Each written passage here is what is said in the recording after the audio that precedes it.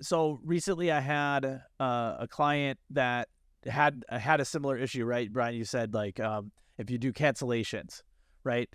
Like I want to kind of talk about that a little bit. Like if like question to Brian, but then also I want to just kind of reiterate the issue here is Brian, how would you recommend that sellers um manage their channels? Because if they're manually updating inventory on Amazon and manually updating their inventory on, let's say, Shopify or WooCommerce or whatever the website is, or maybe maybe they're all over the place in different channels.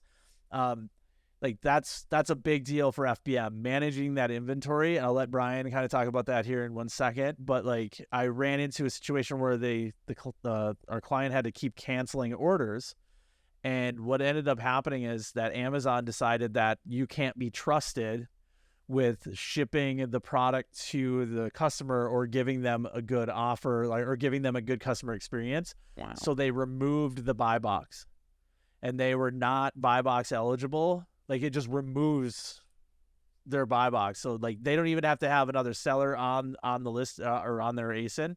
They just get their buy box removed because they're just not trusted to give that customer a good experience. So it usually lasts about 7 days ish, because that you have that pre-cancellation percentage. I believe off the top of my head, I think it's like you have to be under 2.5%.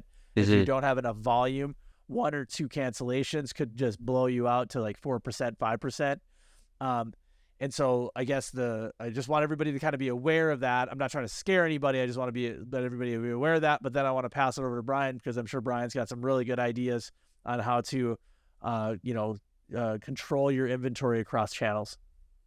And that's a big problem. Is if you are supply chain and you are looking at really managing your inventory across your multiple sales channels, because unless you're using a bigger type of system to handle your inventory management, and you've kind of got a problem of what is your single source of where you're containing your inventory that's the absolute correct accurate, because you've got Amazon. If you do an FBM, FBA, however you're handling that, you've got Amazon that's deducting inventory. You have your own website sales that are deducting inventory.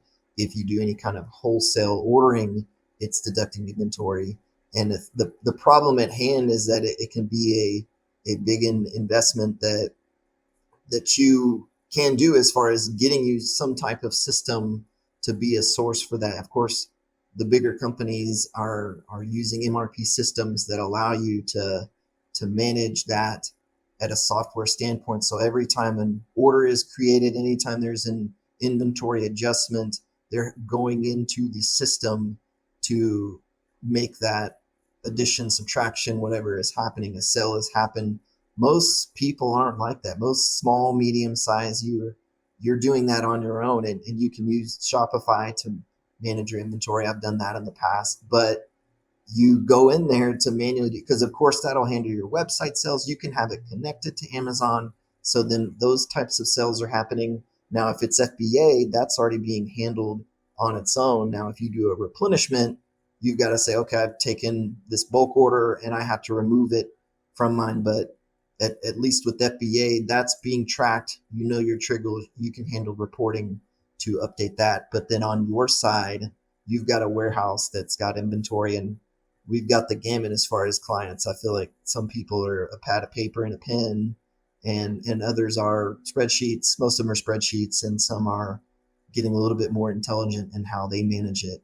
But that's a big, I believe, pain point for clients in general is inventory integrity. And we've got some clients who do a once a year cycle, or not. It's a physical count, and that's tough. Like, you're going to have some major margins of errors. Now, typically in inventory management, you want to cycle count your inventory on a regular basis, weekly, monthly, depending on that, and it's random samplings. And I can get all nerdy on the statistics and how you can manage that, but that's a really big piece to understand your management, because once you're canceling orders and you're starting to hit that metric, and especially them losing their buy box, that's hard to dig out of that hole for sure. Yeah. And Brian, what real quick, what no matter what size of the seller, maybe one SKU to 50,000 SKUs, let's say, or whatever, right? What do you recommend? Like, what is your basic? Would you recommend like Scubana, or would you recommend like some sort of inventory software where they can say use an API to Amazon and all their channels, or like what is your best advice without getting too nerdy, like you said, with some statistics and stuff? Like what do you recommend?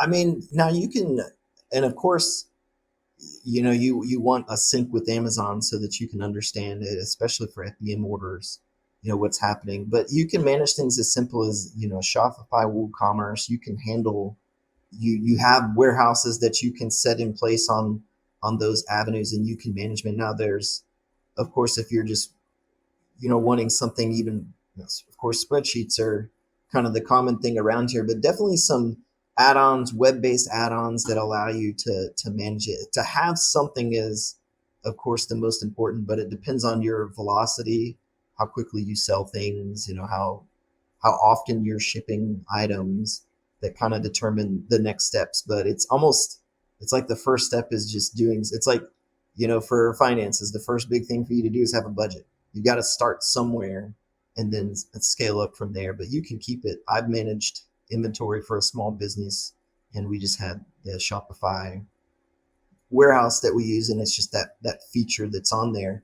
But then, of course, you had interfaces with Amazon that allowed you to degrade inventory accordingly and things like that, so that it's more automatic. Because of course, then the more manual you get, the more mistakes will happen, and all of a sudden, what you thought was 25, which is getting a little low, is now 5 and now 0, just because you've had inventories flow, right?